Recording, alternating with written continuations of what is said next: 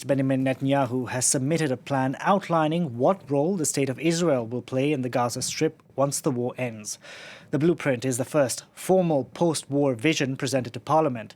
The plan, that's scant on details, calls for Israel to control security in a demilitarized Gaza Strip. We can now go across to France 24's Andrew Hilliar standing by in Jerusalem. Andrew, good afternoon. What are some of the main takeaways of Netanyahu's vision for Gaza? Well, Delano, in the medium term at least, this plan gives the IDF free rein to operate in the Gaza Strip until Hamas has been completely destroyed, and even beyond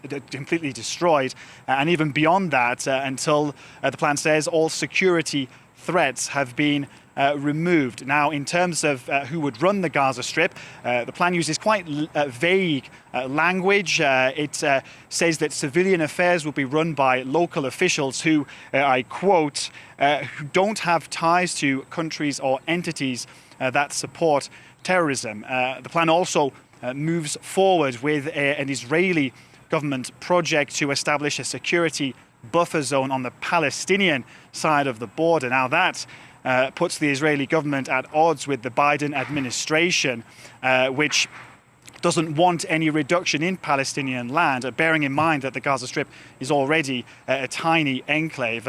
Another controversial part of this plan it would see UNRWA completely shut down in the Gaza Strip. The Israeli government says it wants to replace UNRWA, that's the UN relief agency for Palestinian refugees, with international aid agencies. But at this stage, no specific mention of which aid agencies would step in to fill the void left by UNRWA if it were to be shut down.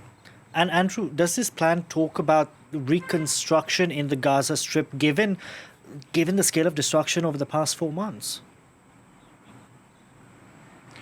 Yeah, well, this is where things get even more complicated. Of course, the Israeli offensive in Gaza has laid to waste much of the Gaza Strip. It has uprooted much of the population. Many people who once lived in homes now living in tents. So, of course, many questions being asked about the reconstruction of the Gaza Strip. Now, at this stage in the plan, Israel says that reconstruction can only take place once demilitarization and de-radicalization of the territory has been completed. Of course, no one knows exactly how long that would take. And of course, the big question is who would participate in the reconstruction of the Gaza Strip and who would pay for it. Two countries that have been suggested are Saudi Arabia and the United Arab Emirates. But they've already said in the past that they would only participate if, at the same time, there was a framework for an eventual two-state solution. The problem, at least at this stage, is that it doesn't look likely that that will be on the table.